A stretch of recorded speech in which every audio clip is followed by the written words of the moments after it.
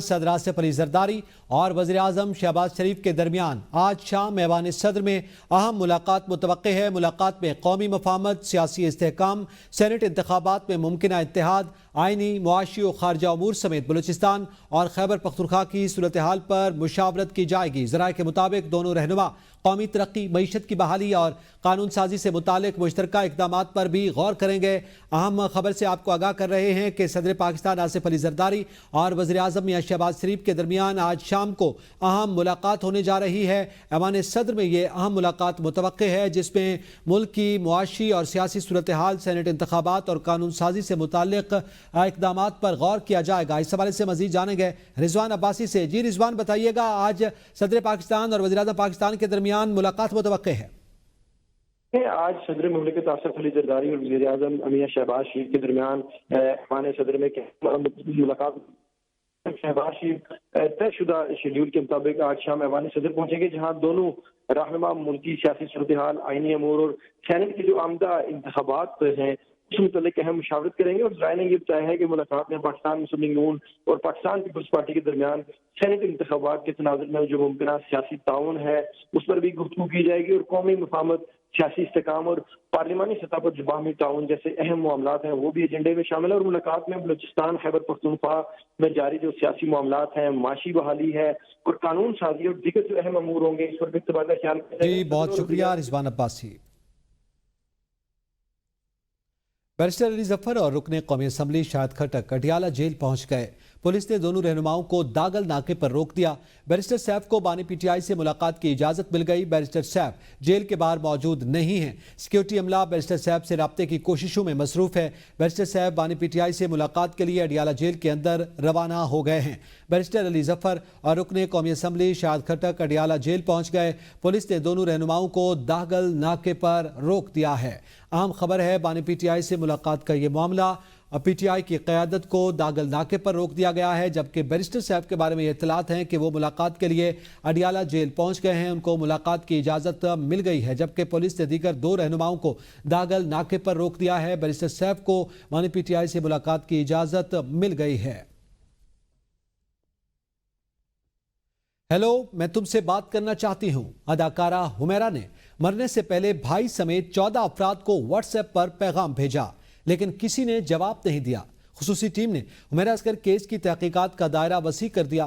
تحقیقاتی ٹیم کے مطابق حمیرہ اصغر نے 7 اکتوبر 2024 کو 14 افراد سے رابطہ کیا، جن میں شوبز انڈسٹری سے تعلق رکھنے والا ایک ڈائریکٹر بھی شامل ہے۔ تفتیشی ذرائع کے مطابق ڈرامہ ڈائریکٹر اسلام آباد میں موجود ہے، جس سے رابطہ کر لیا گیا۔ تحقیقاتی ٹیم کے مطابق اداکارہ حمیرہ شدید مالی بحران کا شکار تھی۔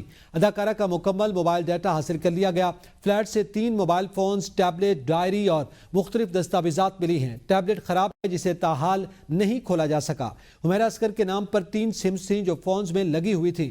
2 موبائل فونز پر کوئی پاسورڈ نہیں تھا۔ ڈائری میں ایک موبائل فون اور ٹیبلٹ کا پاسورڈ لکھا تھا۔ تفتیشی حکام کے مطابق حمیرہ اصغر کے تینوں موبائل فونز میں کل 2215 نمبرز موجود ہیں۔ تحقیقاتی ٹیم اب تک 5 افراد کے بیانات ریکارڈ اور 63 سے پوچھ گچھ کر چکی ہے۔ جائے وقوع سے خشک ٹب، پھٹے کپڑے اور سگریٹ فلٹرز بھی ملے ہیں۔ کمرے میں کوئی دوا نہیں ملی۔ دونوں ہاتھ سینے سے چمٹے ہوئے تھے۔ ملازمہ کو کچھ دن پہلے ہٹا دیا گیا تھا۔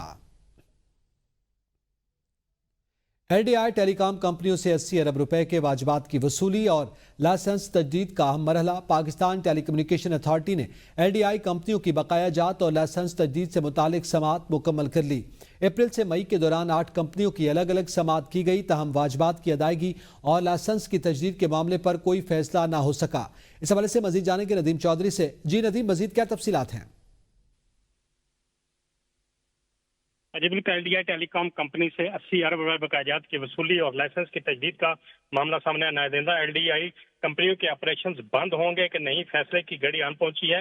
پاکستان ٹیلی کمیونیکیشن اتھارٹی نے ایل ڈی اے کمپنیوں کی سماعت مکمل کر لی۔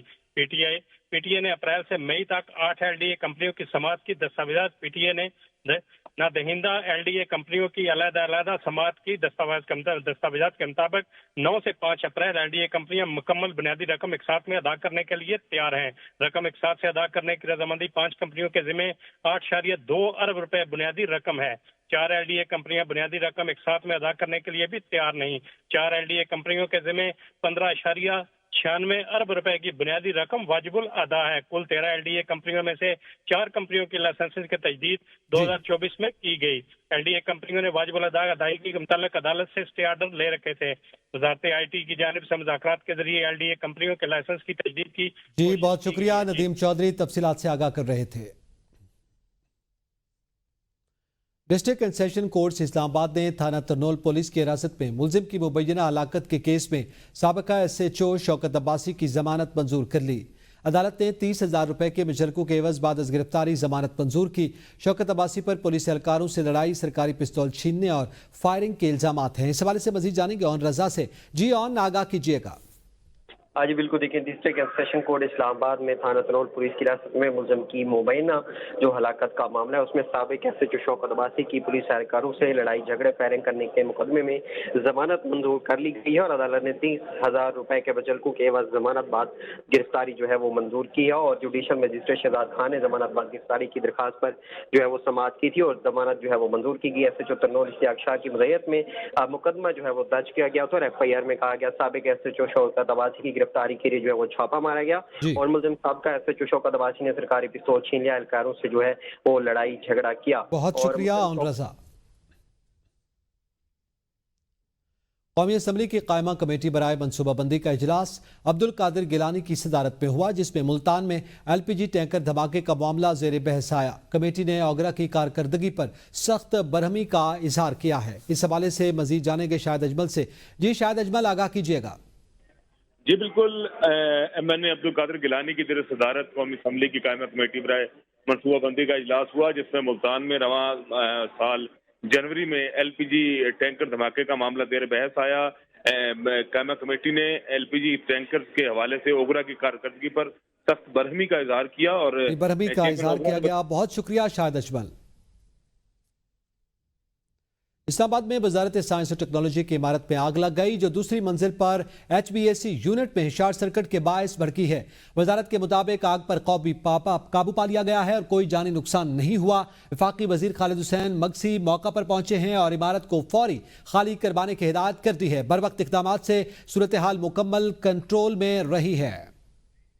हैदराबाद में मुसलधार बारिश के नतीजे में ज़ेरे-आब आने वाले नशेबी इलाकों में ताहाल निकासी आब नहीं हो सकी है। इस वक्त हमारे नुमाइंदे अब्बास अली वाहिद रेलवे कॉलोनी में मौजूद हैं, जहां रेलवे कॉलोनी दरियाए सिंध का मंजर पेश कर रही है। जी अब्बास, बताइएगा।